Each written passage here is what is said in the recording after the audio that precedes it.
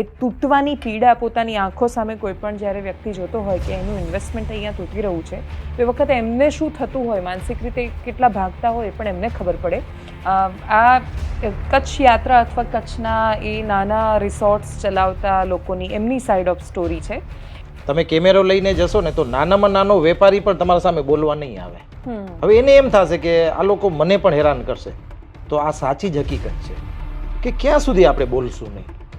હવે જો સરકારને આપણે બોલતા નથી ને એટલે સરકાર સુધી સમજણ પહોંચતી નથી, સમસ્યા જ નથી પહોંચતી કે આ તકલીફ થઈ રહી છે. તમે મોટામાં મોટું સેક્ટર જો રોજગાર આપતું હોય ને તો એ ભારત દેશની અંદર ખેતી છે. તો સરકાર કોઈ પણ હોય, કોઈ પણ સરકાર જ્યારે લઘુ ઉદ્યોગને ને એગ્રીકલ્ચરને સાચવશે નહીં ને તો આપણે જાતે જ કરીને આપણા દેશને બરબાદી તરફ લઈ જઈ રહ્યા છીએ. આપણે આ સરકારને હું વિનંતી કરું છું કે આ વસ્તુ કોઈ દિવસ ચાલે પણ નહીં.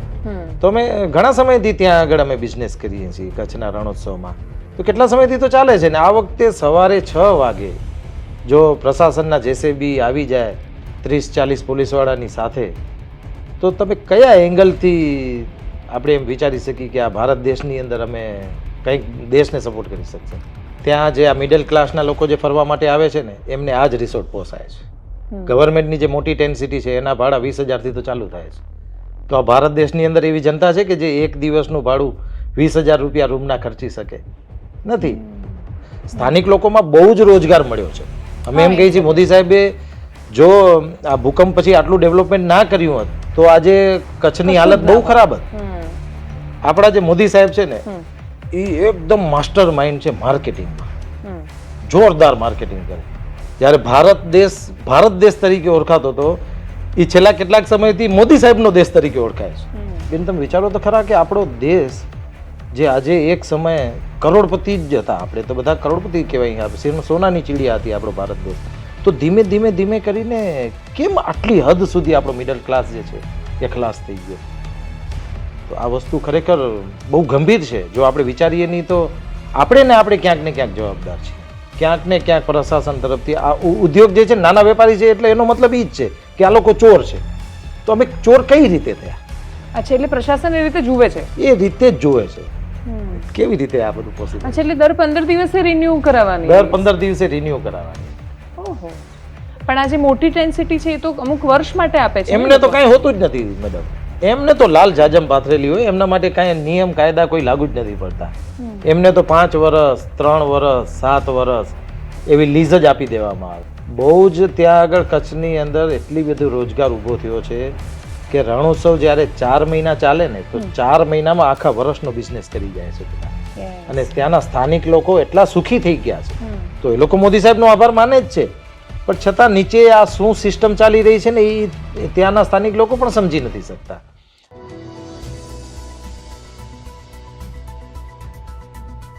નમસ્કાર. તમે આ દેશમાં કોઈ પણ નાના વેપારીને જઈને પૂછશો, અને નાના વેપારીથી મારો મતલબ છે અમુક કરોડ સુધીનો બિઝનેસ કરતા વેપારીને જઈને પૂછો કે દેશમાં કેવું ચાલી રહ્યું છે તો એ કહેશે કે આમ બધું જ સારું ચાલી રહ્યું છે અને છતાંય બહુ જ બધા પ્રશ્નો છે. એ પ્રશ્નમાં સૌથી મોટું દેશની જીડીપીમાં 25થી 30% બહુ ફ્લક્ચ્યુએટ થયા કરે છે યોગદાન, પણ આશરે 25થી 30% યોગદાન સ્મોલ એન્ડ મીડિયમ એન્ટરપ્રાઇઝીસ આપે છે. એ બિઝનેસ છે કે જે દેશના જીડીપીની કરોડરજ્જુ પણ છે. એ દેશનો કિસાન છે કે જે દેશને ખૂબ સમૃદ્ધ અને મજબૂત બનાવી રહ્યો છે. એ દેશના એવા લઘુ ઉદ્યોગકારો છે કે જે દેશને હંમેશા એક દિશા આપવાનો પ્રયત્ન કરે છે, પણ એમની પાસે ફરિયાદો ઘણી બધી છે. અને સાદી ભાષામાં એ લોકો ટૂંકમાં એવું કહે છે કે સરકાર અમને શાંતિથી ધંધો નથી કરવા દેતી. અને એટલે જ એ વિષયને સમજવો છે. આપણે ગુજરાતીઓ છીએ, ધંધાની બહુ જ વાતો કરીએ છીએ, પરંતુ આજે એક એવા ધંધાર્થી મારી સાથે છે જેમની પાસે બહુ જ બધી ફરિયાદો છે. એટલી બધી ફરિયાદો છે કે એ પોતે એ પ્રશ્ન પૂછે છે કે નાના ઉદ્યોગવાળાને જો આ રીતે જ આખો દિવસ હેરાન કરવામાં આવશે તો એ લોકો ક્યાં જશે. મારી સાથે અરવિંદભાઈ પટેલ છે. AR9 હોલિડેઝ ચલાવે છે, કચ્છ યાત્રા ચલાવે છે, રિસોર્ટ એમનો કચ્છમાં ચાલે છે. અને અરવિંદભાઈ, ખૂબ સ્વાગત છે આપનું. સામાન્ય રીતે વેપારીઓ ઇલેક્શનમાં એમની પાસે અમે માઇક લઈને જઈએ કે શું લાગે છે ચૂંટણીમાં, કેવો ચાલે છે ધંધો, તો એ કેમેરાની સામે બોલવાનું પસંદ નથી કરતા. એમને ડર લાગે છે કે અમે બોલીશું તો અમે આંખોમાં આવી જશું. તમે બોલવા માટે આવ્યા છો એટલે મારો પહેલો પ્રશ્ન તમને એ છે કે લઘુ અને સૂક્ષ્મ ઉદ્યોગોને તમે કઈ રીતે જોઈ રહ્યા છો આપણા દેશમાં? આટલું મોટું યોગદાન હોવા છતાં શું સમસ્યાઓ તમને દેખાઈ રહી છે? દેખો દેવાંશીબેન, જેટલા બી નાના ઉદ્યોગકારો છે ને એમને એટલી બધી ફરિયાદો છે કે એ લોકો કોઈને રજૂ પણ નથી કરી શકતા. અને કોઈ પણ સરકાર જ્યારે એટલી બધી વેપારીઓને કે આપણી જે જનતાને એટલા બધા ડરાવી નાખે છે ને ત્યારે લઘુ ઉદ્યોગકારો જે છે એ અંદર પીડાયા કરે છે. તમે કેમેરો લઈને જશો ને તો નાનામાં નાનો વેપારી પણ તમારા સામે બોલવા નહીં આવે. હવે એને એમ થશે કે આ લોકો મને પણ હેરાન કરશે. તો આ સાચી જ હકીકત છે. સરકાર જે છે ને નાનામાં નાના પાનના ગલાવાળા સુધી લોકોને પણ હેરાન કરે છે. તો મોટા ઉદ્યોગ એનાથી પણ ઉપરના જે ઉદ્યોગકારો હોય એમને તો આ લોકો મૂકતા જ નથી. આપણા દેશની અંદર એક સિસ્ટમ ચાલી રહી છે કે જે 10% વર્ગ જે છે ને એ લોકો માટે જે ભારત દેશ છે એ સ્વર્ગ સમાન છે. અને એનાથી જે મીડિયમ જે ઉદ્યોગકારો છે એમને તો સરકાર એટલી હેરાન કરે છે. આવા ઘણા બધા ઉદાહરણો મારી પાસે છે. તો હું નાના વેપારીઓને બધાને એક વાત કહું છું કે ક્યાં સુધી આપણે બોલશું નહીં. હવે જો સરકારને આપણે બોલતા નથી ને એટલે સરકાર સુધી સમજણ પહોંચતી નથી. સમસ્યા જ નથી પહોંચતી કે આ તકલીફ થઈ રહી છે નીચે. સમસ્યા ત્યાં સુધી તો પહોંચતી જ નથી. એનું કારણ છે એના વચ્ચે પણ ઘણા બધા સ્ટેપ છે, લેયર્સ છે કે આપણે ગ્રાઉન્ડ લેવલ ઉપર આપણી જે પીડા છે એ એકદમથી ઉપર ના પહોંચતી હોય તો એ લોકો ક્યારે આપણને સમજી શકશે. તો આમાં થાય છે શું, એક ઉદાહરણ આપીને હું સમજાવું કે જ્યારે આપણે સિક્કાની એક બાજુ જ જોઈએ છીએ, પાછળની સાઈડ જોતા જ નથી, તો એનું ક્યારે સમાધાન આવવાનું જ નથી. હવે આવી જ રીતે સમજો કે આપણું ઘર એકદમ સરસ છે અને આપણી દિવાલના પાછળ જ એકદમથી ગંદકી પડી છે. આપણે જાણીએ પણ છીએ કે પાછળ ગંદુ છે, તો તમે પાછળ જોવા જ નહીં જાઓ તો એનો મતલબ એ છે કે એ ગંદકી દૂર થઈ જશે. એકવાર તો જોવા જવું કરી દેવાથી સૂર્ય નથી ડૂબી જતો. તો પછી હવે આપણે આ શું કરીએ છીએ ભારત દેશની અંદર અત્યારે કે ભાઈ આપણે એટલા બધા ડરીએ છીએ, શું કરીએ છીએ મને ખબર નથી, પણ આપણે દિવાલના પાછળ જોતા નથી કે આટલી બધી ગંદકી છે. તો સમજો એ ગંદકીને એક વખત દૂર તો કરવી જ પડશે. જો આપણે આંખ બંધ કરી નાખશું એનો મતલબ એ નથી 4 દિવસ 5 દિવસ 10 દિવસ એની સ્મેલ નહીં આવે, પછી તો એ સ્મેલ આપોઆપ આવવાની છે. તો અત્યારે ભારત દેશની અંદર આ પરિસ્થિતિ થઈ રહી છે. એટલે વાત સાચી છે. આપણે છે ને એ ગંદકીથી બચવા શરૂઆતમાં આપણે એવું વિચારીએ છીએ કે ઘરમાં એક ફ્રેશનર લગાવી દઈએ, પછી ડીઓ છાંટવા માંડીએ, પછી સ્પ્રે છાંટવા માંડીએ. એક દિવસ તો એવો આવે જ કે પછી પરફ્યુમની અને પેલી ગંદકીની જે સ્મેલ છે એ બધી એટલી મિક્સ થઈ જાય કે દુર્ગંધનો તમે સામનો ન કરી શકો. તમે એને ઇગ્નોર નથી કરી શકતા સમસ્યાઓને, અને ઇગ્નોર કરશો તે સમસ્યા દૂર નથી થઈ જવાની. એક દિવસ તો એ માથા પર ચડીને પોકારવાની છે. અને તે દિવસે જ્યારે પોકારશે ને ત્યારે એટલો બધો સમય પૂરો થઈ ગયો હશે કે ત્યારે આપણા હાથમાં કાંઈ બચ્યું નહીં હોય. તો આટલી બધી ગંદકી છે, અત્યારે તો હજી શરૂઆત થઈ છે, તો અત્યારથી જ સફાઈ કરી નાખવી જોઈએ. આપણે ત્યાં ઇઝ ઓફ ડુઈંગ બિઝનેસને ખાસું બધું પ્રમોટ કરવામાં આવે છે. જે મોટા ઉદ્યોગો બહારથી આવે એ લોકોને સરકાર એક સિંગલ વિન્ડો સોલ્યુશન આપે છે કે ભાઈ તમને કોઈ પણ મોટું, એટલે આપણે ટાટા લઈ આવ્યા અહીંયા, ટાટા મોટર્સનો પ્લાન્ટ આપણે ત્યાં આવ્યોથી માંડીને અનેક મોટી ઇન્ડસ્ટ્રી, ઇવન ચીપની ઇન્ડસ્ટ્રીઝ જે અહીંયા આવી રહી છે, બધામાં સરકાર એ વસ્તુ એન્શ્યોર કરે છે કે ભાઈ અમે તમને એટલી બધી સરળતા આપીશું, વિદેશી કંપનીને પણ, કે જેથી તમે ખૂબ સરળતાથી તમારો ધંધો અહીંયા કરી શકો. નાના ઉદ્યોગપતિઓ છે એ લોકોને શું એ સિંગલ વિન્ડો સોલ્યુશન નથી મળતું? અત્યારે મેડમ એક વાત તમને કરું કે ભારત દેશ જે છે ને એ ખેતી અને લઘુ ઉદ્યોગ આના ઉપર ભારત દેશ આખો ટકી રહ્યો છે. હું ઉદાહરણ સાથે કહીશ. 2008માં જ્યારે દુબઈમાં લેમન બ્રધર્સ નામની બેંક જ્યારે ઉઠી ગઈ ને ત્યારે આખા વર્લ્ડમાં મંદી આવી ગઈ હતી. ત્યારે જે કોઈ પણ સરકાર હોય ત્યારે આટલી હદ સુધી લઘુ ઉદ્યોગ અને ખેડૂત પરેશાન ન હતા. ત્યારે આખો વર્લ્ડ મંદીમાં હતું ને ત્યારે ભારત દેશ ફૂલ તેજીમાં હતો. તો એ ટકી શા માટે રહ્યો? તો ભારત દેશ કોઈ દિવસ ખતમ નહીં થાય જો લઘુ ઉદ્યોગ અને ખેતી, તમે મોટામાં મોટું સેક્ટર જો રોજગાર આપતું હોય ને તો એ ભારત દેશની અંદર ખેતી છે.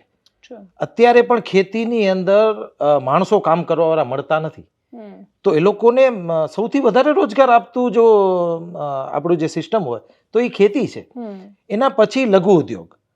ખેતીથી ઉપર જ્યારે પણ કોઈ બિઝનેસમેન સિટીમાં જાય છે ને તો નાનો ઉદ્યોગ કરીને એક નાનકડો વેપારી 5 થી 10 લોકોને રોજગાર આપે છે. તો એ નાનો વેપારી જે છે ને એ રોજગાર આપે છે. મોટા જે કોર્પોરેટ ઉદ્યોગ છે ને એ બધા સિસ્ટમથી ચાલે છે. ઓનલાઈન એમાં બધી સિસ્ટમ આવી ગઈ. એ આજે તો AI નો જમાનો આવવા લાગી ગયો. તો ધીમે ધીમે એના અંદર જોબ ઓછા થતા જાય છે અને જે લઘુ ઉદ્યોગ છે ને એ જોબ ક્રિએટ કરતા જાય છે. તો સરકાર કોઈ પણ સરકાર જ્યારે લઘુ ઉદ્યોગને ને એગ્રીકલ્ચરને સાચવશે નહીં ને તો આપણે જાતે જ કરીને આપણા દેશને બરબાદી તરફ લઈ જઈ રહ્યા છીએ આપણે. આ સરકારને હું વિનંતી કરું છું કે આ વસ્તુ કોઈ દિવસ ચાલે પણ નહીં. સમસ્યા એક્ઝેક્ટલી છે શું, પણ તમને ક્યાં એવું લાગે છે કે પ્રશાસન કનડગત કરી રહ્યું છે? જો હું ઉદાહરણ સાથે કહું કે અમારે કચ્છની અંદર રણોત્સવની અંદર અમારા ત્યાં 10 સિટી છે સ્થાનિક લોકોના. એવી જ રીતે ત્યાં 2 કંપનીઓ મોટી છે જેના પણ 10 સિટી છે. તો આ વખતે એવું થયું કે ત્યાં દિવાળીથી 10 દિવસ પહેલે સ્થાનિક લોકોના જેટલા બી રિસોર્ટો હતા ને એ તોડી પાડવામાં આવ્યા. પરફેક્ટ રીઝન સાથે નહીં, તોડવાના એટલે તોડવાના બસ. સરકાર ગેરકાયદેસર હતા કે એવું કંઈ હતું? લીઝમાં શું સમસ્યા હતી? 8 થી 10 વર્ષથી ત્યાં રિસોર્ટ ચાલતા હતા. તો ગેરકાયદેસર હોય તો 10 વર્ષ તો પહેલે ચાલે પણ નહીં. અને જે જમીન ઉપર ચાલતા હતા એને એક્ઝેક્ટ બાજુમાં ગવર્મેન્ટની જે પ્રવેગ કંપની ચલાવે છે એ 10 સિટી છે. તો જો ગેરકાયદેસર આ હોય તો ત્યાં બી હોય.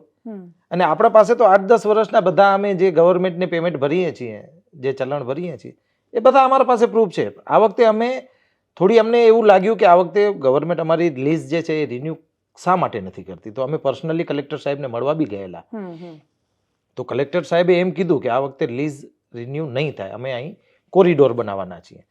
તો વાંધો નહીં, ચાલો તમે કોરિડોર બનાવો છો તો કંઈક એસઓપી તો હોવી જોઈએ કે હવે તમે સમજો કે અહીં કોરિડોર બનાવવાના છો તો અમે તમને બીજી જગ્યાએ જમીન આપી છે તો ત્યાં અહીંથી ત્યાં સામાન તમે લઈ લો. હા, તો આવો કોઈ સમય જ આપવામાં ના આવ્યો. અને હું એમ કહું, જે તોડવાની જે રીત હતી ને મેડમ, અનબિલિવેબલ હતી. ભારત દેશની અંદર આ વસ્તુ કોઈ દિવસ ચાલે જ નહીં. અને આપણા ગુજરાતના સીએમ સાહેબ જે ભૂપેન્દ્ર દાદા, તો આપણે તો એને એમ કહી છે કે આ દાદાના રાજમાં આવું કાંઈ હોય નહીં એમ. દાદા પોતે એકદમ મજાના માણસ છે.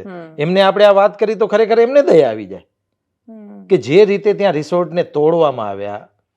તો આમાં એટલે તોડવામાં આવ્યા કે તમને હટાવવાનું કહેવામાં આવ્યું ને હટાવ્યા નહીં એટલે તોડ્યા? શું થયું હતું? હટાવવું અને તોડવું એ બંને વસ્તુ અલગ અલગ છે. અમને એ લોકો જો કહી દીધું હોય કે જો હવે અમે કોઈ પણ હિસાબે આ રિસોર્ટને ચાલવા નહીં દઈએ, હવે અહીંયા અમે તોડવાના છીએ. જો અમને સમય આપવામાં આવ્યો હોય તો અમે અમારો સામાન જે છે, કિંમતી સામાન બહુ જ હતો, એને હટાવીને અમે બીજી જગ્યાએ જો જમીન એલોટમેન્ટ કરી દે તો અમે ત્યાં લગાડી દઈએ. અમને એવું કાંઈ નથી. અમે તો વેપાર કરવા આવ્યા છીએ, બિઝનેસ કરીએ છીએ અહીંયા. કેટલા લોકોને અમે રોજગાર પણ આપીએ છીએ. તો અહીંથી ત્યાં અમને હટાવવાનું કહે તો અમને કાંઈ વાંધો ન હતો. તમે કચ્છના છો ને મૂળ? હા, મૂળ કચ્છ અને ભુજના છીએ. તો અમે ઘણા સમયથી ત્યાં આગળ અમે બિઝનેસ કરીએ છીએ કચ્છના રણોત્સવમાં. તો કેટલા સમયથી તો ચાલે છે. ને આ વખતે સવારે 6 વાગે જો પ્રશાસનના જેસીબી આવી જાય 30-40 પોલીસવાળાની સાથે, તો તમે કયા એંગલથી આપણે એમ વિચારી શકીએ કે આ ભારત દેશની અંદર અમે કંઈક દેશને સપોર્ટ કરી શકશો? એટલે તમારું એવું કેવું છે, જો હું આને થોડું ડીકોડ કરવાનું, કેમ કે એ વખતે પણ તમે વિડીયોઝ મોકલ્યા હતા ને પછી ઇવન બાકીના સ્થાનિકોએ પણ કહ્યું હતું કે કચ્છમાં ખાસું બધું છે કે જે બહુ જ સેટિંગથી ચાલી રહ્યું છે. હવે બહુ એક્ઝેક્ટ ડિટેલમાં મને ખબર નથી, પણ મારે એ સમજવું છે કે તમે એવું કહી રહ્યા છો કે કોરિડોર બનાવવાનો હતો, તમને હટાવવાનું કહ્યું અને પછી અચાનક જ સમય આપ્યા વગર તોડી દીધા. તમારો આરોપ એવો છે કે બાકીની કંપની છે એનો પણ બાજુમાં છે, પણ ત્યાં સરકાર કોઈ જ કોરિડોર કે બાકીના કોઈ પ્લાનિંગ નથી કરી રહી કેમ કે મોટી કંપની છે. તો જો કોરિડોર જ બનાવવાના હોય તો બધાને લાગુ પડવું જોઈએ ને. તો હું એમ કહું કોરિડોર બનાવવાના છે. એ લોકો એમ કહે છે કે 3 કિલોમીટરના એરિયામાં રસ્તો બનશે, એના વચ્ચે કોઈ 10 સિટી નહીં હોય. તો જો એક 10 સિટી તોરણ ત્યાંની પંચાયત ચલાવે છે, એ બી ત્યાં છે. બાજુમાં વ્હાઇટ રન રિસોર્ટ જે પ્રવેગ કંપની ચલાવે છે એ બી ત્યાં છે. એને એક્ઝેક્ટ અડીને કચ્છ યાત્રા છે. અચ્છા, પણ એ તોડી દીધું છે? હા, કચ્છ યાત્રા તોડી દેવામાં આવ્યું. અને અમારી સાથે કચ્છ યાત્રાની સાથે સાથે બીજા બી બાકીના લોકોના પણ હશે ને? હા, કચ્છમાં બહુ બધા રિસોર્ટ છે આ 2 ટેન્ટ સિટી સિવાય, અને જે સ્થાનિક ત્યાં ધોરડો ગ્રામ પંચાયતનું ચાલે છે એના સિવાય પણ રિસોર્ટ ચાલે છે. ત્યાં જે આ મિડલ ક્લાસના લોકો જે ફરવા માટે આવે છે ને એમને આ જ રિસોર્ટ પોસાય છે. ગવર્મેન્ટની જે મોટી 10 સિટી છે એના ભાડા 20,000 થી તો ચાલુ થાય છે. તો આ ભારત દેશની અંદર એવી જનતા છે કે જે એક દિવસનું ભાડું 20,000 રૂપિયા રૂમના ખર્ચી શકે નથી. તો શું એ લોકોને કોઈ વ્હાઇટ રણમાં ફરવા આવવાનો કોઈ અધિકાર નથી? તો એમના માટે એટલી વેરિએશન છે. હા, એટલો બધો ફરક છે ત્યાં. તો એના માટે થઈને આ નાના જે ઉદ્યોગકારો છે એ બધા પોતાના 10 સિટી લગાવે છે. ત્યાં થોડે આગળ એક ગોરેવલી ગામ છે, ત્યાં હોમ સ્ટે પણ લગાવે છે. ત્યાંના સ્થાનિક લોકોમાં બહુ જ રોજગાર મળ્યો છે. અમે એમ કહીએ છીએ મોદી સાહેબે જો આ ભૂકંપ પછી આટલું ડેવલપમેન્ટ ના કર્યું હોત તો આજે કચ્છની હાલત બહુ ખરાબ હતી. હમ. કારણ કે લિગ્નાઇટ એક સમયમાં લિગ્નાઇટનો બિઝનેસ બહુ સારો હતો. એના પછી વચ્ચે એકદમ મંદી આવી ગઈ હતી કચ્છમાં. પછી 2007-8 થી જે ત્યાં બધા પ્રોગ્રામ ચાલુ થયા, વ્હાઇટ રન ને એ બધું ચાલુ થયું, એના કારણે થઈને કરીબ 400 થી 500 કરોડનું ટર્નઓવર થાય છે કચ્છનું. તો કચ્છની ઇકોનોમીને બહુ જ બુસ્ટિંગ મળ્યું છે. તો હું એમ કહું છું, એક બાજુ મોદી સાહેબ આટલા બધા વખાણ કરે છે અને એ તો ઇન્ટરનેશનલ ચમકાવે છે કચ્છને. યુનેસ્કોએ ધોરડો ગામને એવોર્ડ આપ્યો. 2 વર્ષ પહેલા ત્યાં G20 ની સમિટ થઈ. તો ઇન્ટરનેશનલ ધોરડો ગામ જ્યારે ચમકે છે, વ્હાઇટ રન જ્યારે ચમકે છે, તો ત્યાં હું તો એમ કહું છું કે તમે ભલે કોર્પોરેટને આપો, એમાં કાંઈ જ વાંધો નથી. કારણ કે એ લોકો એ લેવલનું કામ કરતા હોય તો એ લેવલના ટુરિસ્ટને એ તમે આપો, એનાથી કાંઈ વાંધો નથી. પણ ભારત દેશના જેટલા બી લોકો છે, લોકલ જે ટુરિસ્ટ આવવા માંગે છે, અપર મિડલ ક્લાસ છે જે, તો એ લોકોને એ 10 સિટીના રેટ નથી પોસાવાના, કોઈ દિવસ નહીં પોસાય. તો એમને એમ પણ ફૂલ થઈ જાય છે ને ત્યાં, એમ પણ સીઝનમાં ક્યાં મળે જ છે એમ પણ. હા, સીઝનમાં નથી મળતા. ત્યાં કરીબ 2000 થી 2500 ટેન્ટ છે, છતાંય 1-1.5 મહિના પહેલે બધા સોલ્ડ આઉટ થઈ જાય છે. તમે વિચારો, હજી ત્યાં 2000 ટેન્ટ નવા લાગે ને તો બધા ભરાઈ જાય. એટલી ત્યાં અવેલેબિલિટી લોકોને મળે એમ છે, જો હજી ત્યાં કરવામાં આવે તો. તો આટલું બધું તમે કરો છો તો કોઈ બિઝનેસને કાંઈ ફરક નથી પડતો, મોટી 10 સિટીને કાંઈ ફરક ના પડે. પણ આ બધું શું છે, લાંબુ બહુ વિચારતા હોય છે કોર્પોરેટ કંપનીઓ ને, લાંબુ બહુ વિચારે કે આજે આ લોકો પાયા નાખ્યા છે તો કાલે મોટું થશે ને પછી આવનારા સમયમાં આપણને નડશે. તો સાહેબ, હિન્દુસ્તાનમાં બધાને અધિકાર તો છે ને બિઝનેસ કરવાનો. તમે નાના વેપારીઓને આટલા બધા હેરાન કરશો તો એ બિચારો શું કરશે? અને બીજું તમને એક વાત કહું કે ભારત દેશની અંદર એક એવો વર્ગ છે ને કે જે બિલકુલ ગુલામ થઈ ચૂક્યો છે. કંઈ બોલવા માટે કોઈ આગળ જ નથી આવતું. આપણે ચારે બાજુ જોઈએ છીએ તો કેટલા બધા પ્રોબ્લેમ્સ આપણે ફીલ કરીએ છીએ, પણ આપણે એમ કહીને કે આ પ્રોબ્લેમ તમે બોલો, નહીં બોલે કોઈ. તમને એવું નથી લાગતું કે તમે આ બોલી રહ્યા છો તો તમારે ટેન્ટ સિટીમાં આવતા વર્ષે તકલીફ થશે? આ વખતે તો ના થઈ ગઈ ને? હવે મેડમ થયું છે, ના બોલે તો એ થઈ છે. હવે થયું છે શું ખબર છે? લૂંટાઈ તો બધું ગયું છે. વાત સાચી છે. હવે શું એ લોકોએ બાકી રાખ્યું છે? હવે એટલે જ એવું છે, હવે તમે લડશો તો મારી સાથે સાથે કોઈક બીજા બી આવે, એમનામાં બી હિંમત આવે, તો કોઈક લોકો આપણને સહકાર આપે કે ના આપે. તો અમારી તો એક ફરજ છે કે સરકાર સુધી આ વાત પહોંચવી જોઈએ. હા, એટલે જો તમે એવું કહેતા હોવ કે તમારા ઉદ્દેશ્ય બહુ શુદ્ધ છે અને કચ્છને તો ડેફિનેટલી નરેન્દ્ર મોદીનો મિડાસ ટચ મળ્યો છે કે એ સ્પર્શ થવાથી કચ્છની કાયાપલટ થઈ ગઈ છે, તો પછી એને ટકાવી રાખવું એ પણ તો જવાબદારી છે, જરૂરી છે. સાહેબ ઉપર ગયા ને પછી ઉપર નીચે બધું વેરવિખેર કરી નાખશો તો કેમનું ચાલશે? હવે આમાં સમજાતું નથી. ક્યારેક આપણે જોઈએ ને તો ક્યારેક એવું લાગે કે નીચેના લોકોનો કોઈ વાંક જ નથી. અચ્છા. હા, સિસ્ટમ ઉપરથી જ ખરાબ ચાલે છે. સાહેબ આપણા આજે પણ ભગવાન સમાન છે, હવે આપણે જ એને વોટ આપ્યા છે, પણ ક્યારેક સાહેબમાં આપણે એમ થાય કે સાહેબ તમને શું આ ખબર નથી પડતી? 100% ખબર પડે છે. ક્યાંક ને ક્યાંક સાહેબ તમે આની અંદર જવાબદાર તો છો. ભારત દેશની અંદર અત્યારે આટલી હાલત જો ખરાબ થઈ રહી હોય તો સાહેબને બધી ખબર પડે છે. જો હવે બિઝનેસનો એક તમને આઈડિયા આપું, કોઈ પણ કંપની હોય ને મોટી, ભલે સાહેબને ખરાબ લાગશે, કોઈ પણ કંપની હોય ને તો એની અંદર ડિપાર્ટમેન્ટ હોય. એક માર્કેટિંગનો ડિપાર્ટમેન્ટ હોય, એક મેન્યુફેક્ચરિંગ સંભાળતા હોય, એક ઓફિસ મેનેજમેન્ટ સંભાળતા હોય. જો ભારત દેશને રિયાલિટીથી જો ગ્રોથ જ કરાવવો હોય તો આપણે છે ને 2 PM જોઈએ છે. 1 PM નહીં થાય આપણે પૂરા. એમને હું તમને વિગતવાર સમજાવું. આપણા જે મોદી સાહેબ છે ને એ એકદમ માસ્ટર માઇન્ડ છે માર્કેટિંગમાં, જોરદાર માર્કેટિંગ કરે. જ્યારે ભારત દેશ તરીકે ઓળખાતો હતો એ છેલ્લા કેટલાક સમયથી મોદી સાહેબનો દેશ તરીકે ઓળખાય છે. દીધું છે કે વિદેશમાં લોકો બધા જાણતા થઈ ગયા, પણ કોઈ પણ કંપની ચલાવી હોય ને તો ઓફિસનું મેનેજમેન્ટ પણ બરાબર ચાલવું જોઈએ ને, ખાલી માર્કેટિંગથી ના થાય ને. એટલે નીચે ધરાતલ પર શું થઈ રહ્યું છે એ પણ જોવાની જવાબદારી છે જે ચૂકાઈ રહી છે, એવું કહેવા માંગો છો તમે? અમે ક્યારેક મિત્રો સાથે બેસીએ ને તો હું મિત્રોને એમ કહું કે જો મનમોહનસિંહ સાહેબ હતા ને આપણા, તો એ દેશ બહુ સરસ ચલાવતા હતા. એમાં નાનો વર્ગ જે હતો ને એ બહુ સુખી હતો. 2014 થી પહેલા આપણે કોઈને કહીએ ને કે 2-5 લાખ રૂપિયા ઘરે પડ્યા છે તો તરત જ ફોનમાં હા પાડે, હા લઈ જા ને. અને 2014 પછી આપણે કોઈને કહીને 50,000 રૂપિયા જરા જો તો કેમ તો એમને એમ થાય કે આ તો જાણે કિડની માંગી લીધી હોય મારી. નથી, લોકો પાસે પૈસા ખલાસ થઈ ગયા છે. મિડલ ક્લાસ પાસે પૈસા બચ્યા જ નથી. આપણે માર્કેટમાં ફરતા હોય ને ત્યારે આપણે જોઈએ ને તો ત્યારે તમે કેટલા બધા વેપારીઓને આમ જોશો ને તો કોઈકને ફોન જ કરતા હોય, જરા 10,000 ગૂગલ પે કરતો, જરા આ આમ કરતો, આ આવી રીતે કરતો, મને જરા અહીંયા જોઈએ છે. કે માર્કેટમાં લિક્વિડિટી વધી, કેમ કે એ પણ તો હકીકત છે કે તરલતા આવી છે માર્કેટમાં. પૈસો એક જગ્યાએ સ્ટોર નથી રહેતો, કોઈક માર્કેટમાં રોકે છે, કોઈક અહીંયા રોકે છે, રોકાણ થાય છે, કાં તો છેલ્લે કશું જ નહીં તો લોકો કોન્સર્ટની ટિકિટ્સ લે છે મોંઘી, પણ ટૂંકમાં પૈસો ફરે છે. પૈસો માર્કેટમાં ફરે છે ખરો, પણ કોઈના હાથમાં નથી. અત્યારે જે આમ જનતા પાસે જે પૈસા બચવા જોઈએ ને એ બચત તો બિલકુલ રહી જ નથી. આપણે ક્યારેક કોઈ દુકાને આપણે જોઈએ ને તો અમુક તો વર્ગ એટલી હદ સુધી બિચારા થઈ ગયા છે કે દહીં દૂધ છાશ લેવા ગયા હોય ને બકેટમાં અમુક વસ્તુ નાખ્યા પછી જ્યારે બિલ બનાવે ને ત્યારે જોવે તો એના બજેટથી બહાર જતું હોય ને તો 2-5 વસ્તુ પાછી કાઢી નાખે. બેન તમે વિચારો તો ખરા કે આપણો દેશ જે આજે એક સમયે કરોડપતિ જ હતા, આપણે તો બધા કરોડપતિ કહેવાય, સોનાની ચીડિયા હતી આપણો ભારત દેશ, તો ધીમે કરીને કેમ આટલી હદ સુધી આપણો મિડલ ક્લાસ જે છે એ ખલાસ થઈ ગયો? તો આ વસ્તુ ખરેખર બહુ ગંભીર છે. જો આપણે વિચારીએ નહીં તો આપણે ક્યાંક ને ક્યાંક જવાબદાર છીએ. આ વસ્તુ ચાલે એમ નથી. અને અમારો છેલ્લો પ્રશ્ન શું, આ મોટા ભાગના સૂક્ષ્મ અને લઘુ ઉદ્યોગની હાલત છે કે જો એ લોકો નાની ઇન્ડસ્ટ્રી ચલાવે છે તો એમણે હંમેશા એક પ્રશાસનિક ડર હેઠળ રહેવાનું છે કે ગમે ત્યારે આવીને કોઈકને કોઈક એવી તવાઈ આવશે એના પર.